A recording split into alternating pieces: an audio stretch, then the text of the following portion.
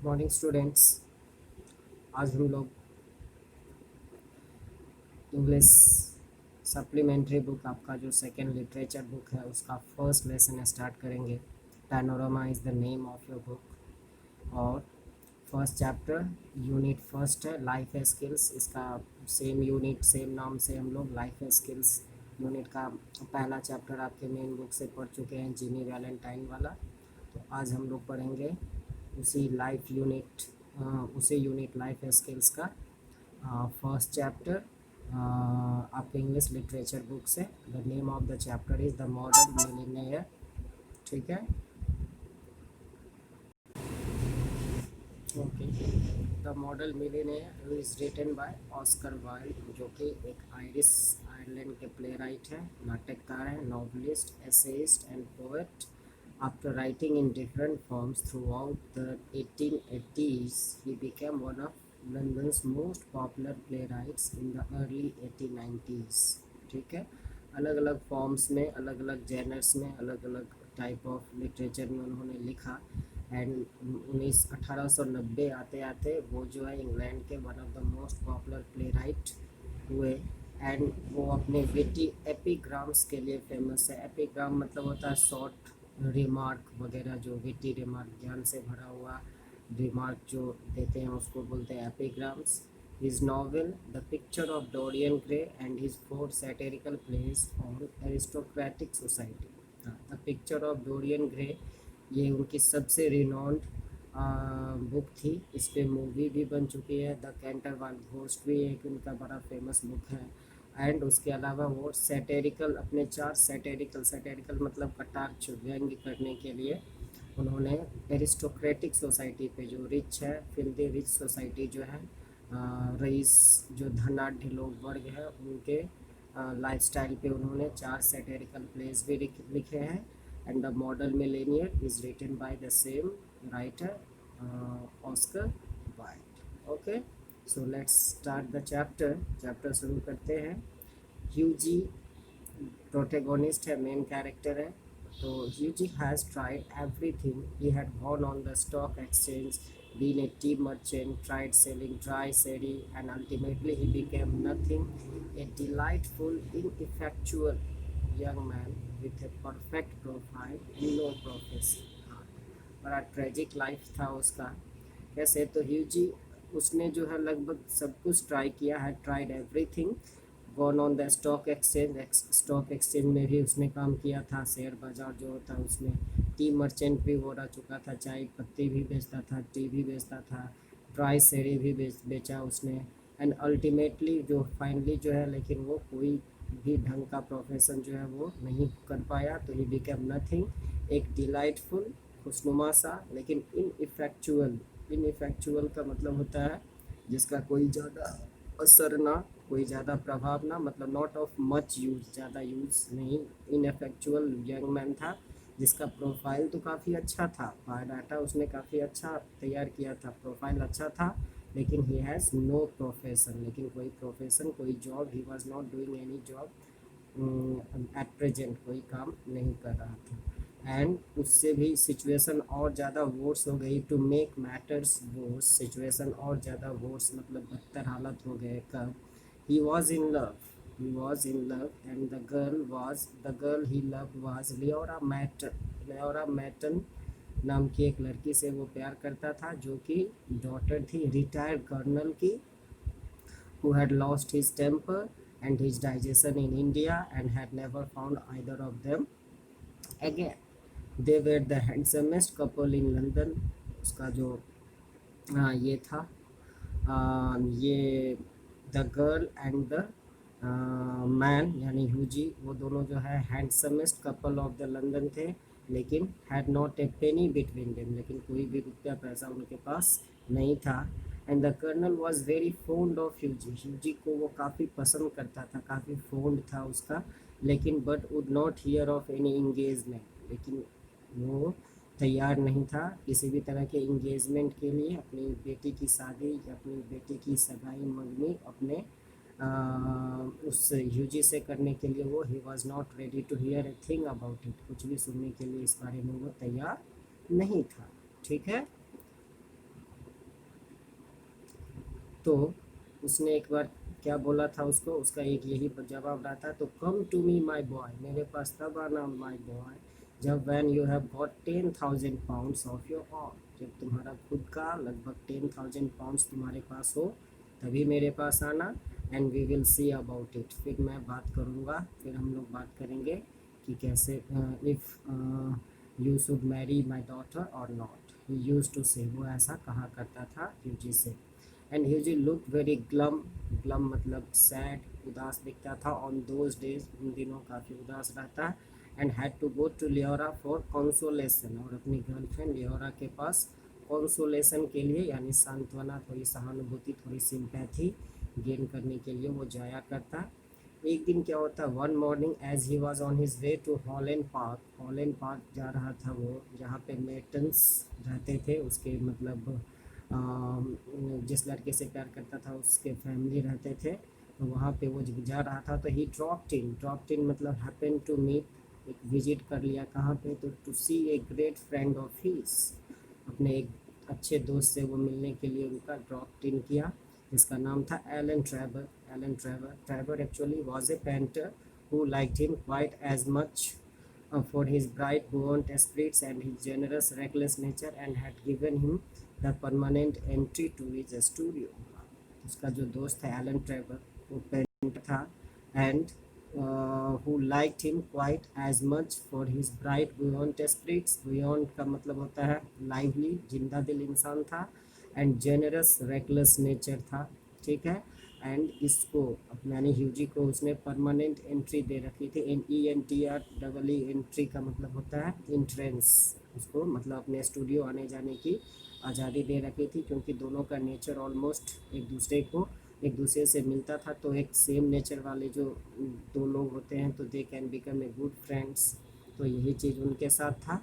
तो वैन जब उसका दोस्त ह्यूजी उसके स्टूडियो में पहुंचता है तो वो क्या देखता है, he found Trevor putting the finishing touches to a wonderful life size picture of a beggar man. जब वो स्टूडियो पहुंचता है अपने दोस्त के स्टूडियो, तो वो क्या पाता है, उसका दोस्त एलन ट्रेवर जो था वो एक बेगर मैन का पिक्चर, लाइफ साइज काफ़ी बड़ा सा मतलब फ़ोटो था, पिक्चर था, पोर्ट्रेट था, वो बना रहा था, उसने वो मतलब उसका फिनिशिंग, उसमें फिनिशिंग टच दे रहा था, यानी उस पिक्चर ऑलमोस्ट कंप्लीट होने जा रहा था।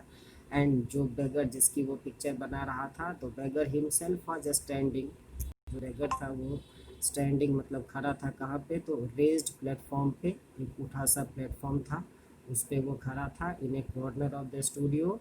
ही was a wizened old man, देखने से लगता था वाइजेंड ओल्ड मैन मतलब काफ़ी बूढ़ा, काफ़ी वृद्ध व्यक्ति था, जिसने कि काफ़ी दुनिया देख रखी थी, wizened old man with a face, चेहरा कैसा, तो रिंकल पार्चमेंट, रिंकल पार्चमेंट का मतलब चेहरा पे जो है वो झुर्रियाँ पड़ चुकी थी, पार्चमेंट मतलब स्किन होता है चमड़ा, and a most PTS expression, और चेहरे पे काफ़ी पीटीएस एक्सप्रेशन था, ऐसा एक्सप्रेशन था जिसको देख के आपको उसके साथ सिंपैथी होती, उससे सहानुभूति, उससे आपको उस पर दया आती है आपको। तो ओवर हिज शोल्डर्स, कंधे के ऊपर उसने वाज फ्लंग मतलब लापरवाही से एक हुअर्स ब्राउन क्लॉक मतलब अटायर ड्रेस जो है वो पहना हुआ था, ऑल टीयर्स एंड टैटर्स, उसके जो कपड़े थे वो टीयर्स एंड टैटर्स मतलब यहाँ वहाँ से फटे हुए थे, उसके थिक बूट्स जो थे वे पैस्ट, यहाँ वहाँ से सिले गए थे, कोबल्ड थे, and with one hand he leaned on A rough stick,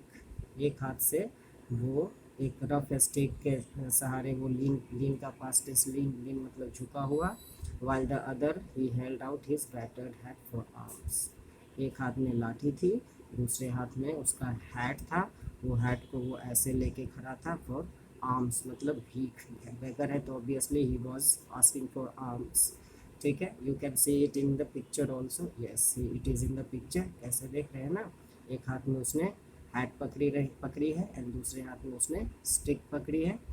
तो what an amazing model, whispered Hughie, वो आने के साथ उसको देखता है, बोलता है कितना अमेजिंग मॉडल है, as he shook hands with his friend, अपने दोस्त से ट्रेवर से हाथ मिलाता है, इस पे ट्रेवर बोलता है N amazing model, shouted Trevor at the top of his voice, काफ़ी तेज आवाज़ में, व्हाट एन अमेजिंग मॉडल जब बोलता है तो ये बोलता है N amazing model, I should think so, such beggars as he are not to be met with every day। बोलता है कि हाँ मुझे लगता है कि शायद ये अमेजिंग मॉडल है, क्योंकि सच बेगर्स, ऐसा बेगर्स जैसा वो था स्टूडियो में जिससे वो मिल रहा था, ऐसे beggars not to be met every day, ये आपको प्रत्येक दिन मिलने वाले बैगर्स नहीं थे। There was something different in that beggar, उसमें कुछ डिफरेंट था रेस्ट ऑफ द बैगर्स से। ठीक है, तो हाउ मच, इस पे ह्यूजी उससे पूछता है, आउट ऑफ क्यूरियोसिटी पूछता है, उत्सुकता से, how much does a model get for sitting. एक मॉडल जो है, ये जो बैगर जिसको तुमने बैठा रखा है, तो इस मॉडल को कितना पैसा मिलता है फॉर सिटिंग, बैठने के लिए इस तरह।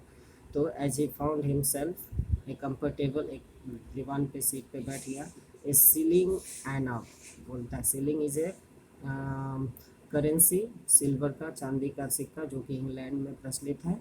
तो ए सीलिंग एंड आवर, एक आवर का एक सीलिंग। तब इस पे वो पूछता है, उसका दोस्त ह्यूजी पूछता है, how much do you get for your picture Alan. चलो ये तो तुमने बताया कि बेगर को मिलता है, मॉडल जिसका तुम पिक्चर बना रहे हो उसको एक सीलिंग पर आवर मिलता है, लेकिन जिसका पिक्चर बना के तुम पैसा कमाओगे तो तुमको कितना मिलेगा फॉर योर पिक्चर। इस पर यह बोलता, oh for this I get 2000 Guinness, इसके लिए मुझे 2000 गिनीज मिलेंगे। Well I think the model should have a percentage, नहीं तब तो मुझे लगता है मॉडल का भी एक अच्छा खासा परसेंटेज होना चाहिए। तुमको मिलता है 2000 guineas and you give him only a shilling an hour, तो this is not fair. Laughing they work quite as hard as you do, बोलता है कि जैसा जितना हार्ड वर्क तुम करते हो उतना ही हार्ड वर्क तो ये भी करते हैं, तो इसको भी पैसा मिलना चाहिए। Nonsense nonsense, why look at the trouble of laying on the paint alone and standing all day long at once is it. बोलता है कि नॉनसेंस, ये तो बेहूदगी वाली बात होगी। व्हाट नॉनसेंस, वाई, देखो, लुक एट द ट्रबल, कितना देर से पेंट मैं हाथ में लेके अकेला खड़ा हूँ, standing all day long at one season, एक सारा दिन जो इस तरह खड़ा रहना, ये भी काफ़ी लेंगी जॉब है। After some time the servant came in and told Trevor that the frame maker wanted to speak him. इसी बीच में एक सर्वेंट आता है एंड ट्रेवर को बोलता है कि फ्रेम, जो पिक्चर वो बना रहा था, उस पिक्चर को जो फ्रेम में वो पुट करता, तो वो फ्रेम मेकर आया था उससे मिलने के लिए। And the servant told him that the man had come. तब ये जाने के साथ बोलता है, don't run away Hughie, he said as he went out, I will be back in a moment. बोलता है कि तुम जाना मत यहाँ से, भागना मत, मैं आ रहा हूँ कुछ देर में। The old beggar man took advantage of Trevor's absence to rest for a moment on a wooden bench that was behind him। और जब ट्रैवर चला गया तो ओल्ड बैगर, जो कि अब इतने देर से खड़ा था, पेंटिंग उसकी बन रही थी, तो जब वो ट्रैवर चला गया तो वो थोड़ा सा उसके एब्सेंस का फ़ायदा उठाया एंड थोड़ी देर के लिए वुडन बेंच पे जो कि उसके पीछे थी उस पर वो बैठ गया। ही लुक सो फॉरलॉर्न, फॉरलॉर्न का मतलब होता है थका मांदा, एकदम टूटा हुआ सा लग रहा था। एंड रेस्ट, रेस्ट का भी मतलब वही थका सा। That Hughie could not help pitying, इतना उसका दयनीय अवस्था में था वो कि ह्यूजी को देख के उससे पीटी हो गया, उससे दया होने लगी, उससे सहानुभूति होने लगी। एंड उसका हाथ है अपने आप फेल्ट इन हिज पॉकेट्स, अपने पॉकेट्स में गया ये देखने के लिए कि उसके पास कुछ पैसा है या नहीं, सो दैट कि he could give that money to the beggar. All he could find was a sovereign and some coppers, कुछ ही कॉपर्स मतलब चांदी के सिक्के थे, कॉपर्स थे। तो उसने बोला, poor old fellow, he thought to himself, he wants it more than I do. तो मन ही मन उन कॉपर्स को फील करके बोलता है कि इन सिक्कों को हाथ में लेके बोलता है कि मन ही मन बोलता है कि चलो शायद इस आदमी को इस कॉपर्स की ज़्यादा ज़रूरत है than I do, but it means no hansoms for a fortnight. So he thought to himself, he wants it more than, so उसको लगा कि मुझसे ज़्यादा शायद पैसे की ज़रूरत इसे है। तो उसने, बट उसका ये मतलब था कि उसको हैंडसम्स, हैंडसम्स होता है एक टाइप ऑफ घोड़ा गाड़ी तांगा, जिस तरह हम लोग यहाँ पे बोलते हैं कैब। तो वो बोलता है कि अगर वो पैसा दे देता तो फोर्ट नाइट तक, 15-14 दिन तक उसको वो पैदल उसको जाना पड़ता, क्योंकि वो तो खुद ही बेरोज़गार था, उसके पास भी ज़्यादा पैसे रहते नहीं थे। तो he walked across the studio and slip the sovereign into the beggars hand, उसने फाइनली वो पैसा उस बैगर के हाथ में डाल दिया। The old man started and a faint smile flitted across his withered lips. Thank you, sir, he said, thank you. And उसके चेहरे पे एक फेंट सी स्माइल आती है, मतलब मुरझाई हुई सी हंसी आती है, एंड वो थैंक यू बोलता है। देन ट्रेवर अराइव, इसी बीच ट्रेवर जो उसका दोस्त था जो पेंट कर रहा था वो आया, and Hughie took his leave, उसकी उससे अनुमति लेता है, ब्लसिंग ए लिटिल, थोड़ा सा वो झेंपा, ब्लस किया जो उसने किया था उस पर, and he spend the day with Laura, got a charming scolding for his extra presence and had to walk. और वहाँ से वो निकलता है, वो सारा दिन अपनी गर्लफ्रेंड लियोरा मैरिटन के साथ बिताता है। उसको उसकी गर्लफ्रेंड इस बात के लिए थोड़ी सी स्कॉल्डिंग भी करती है, डांटती भी है कि वो एक्स्ट्रा एजेंसी जो दिखाया था, पैसा जो दे दिया था उस ओल्ड मैन को, and had to walk home, और उसके बाद वो वहाँ से वॉक होम वापस घर की ओर चल पड़ता है। ओके, तो ये स्टोरी थी यहाँ तक, इसका अभी और भी आगे कुछ पार्ट बाकी है। तो for today I think it is enough, आज के लिए इतना काफ़ी है। ये स्टोरी आज हम इतना पर ही छोड़ रहे हैं। नेक्स्ट क्लास जब होगा तब हम इस स्टोरी को सम अप करेंगे, ख़त्म करेंगे, एंड साथ साथ उसका क्वेश्चन आंसर भी डिस्कस करेंगे। अभी आपकी ड्यूटी ये है, अभी आपका होमवर्क ये है, इस चैप्टर को जितना पढ़ाया है उतना तो पढ़ो ही आप, और साथ साथ खासकर जो न्यू वर्ड्स आए हैं सब, हर एक चैप्टर हर एक पेज के एंड में नीचे में न्यू वर्ड्स दिए गए हैं, तो try and memorize those new words, will immensely help you जब तुम इंग्लिश भाषा बोलोगे, लिखोगे, सीखोगे उस समय। ठीक है, तो ये न्यू वर्ड्स याद करिएगा, एज वेल एज स्टोरी जो रिमेनिंग पार्ट है उसको पढ़िएगा, पढ़ के रखिएगा, तो जब हम पढ़ाएंगे तो आपको you will find it easier to understand. Okay, thank you very much. Have a nice day. Take care of yourself.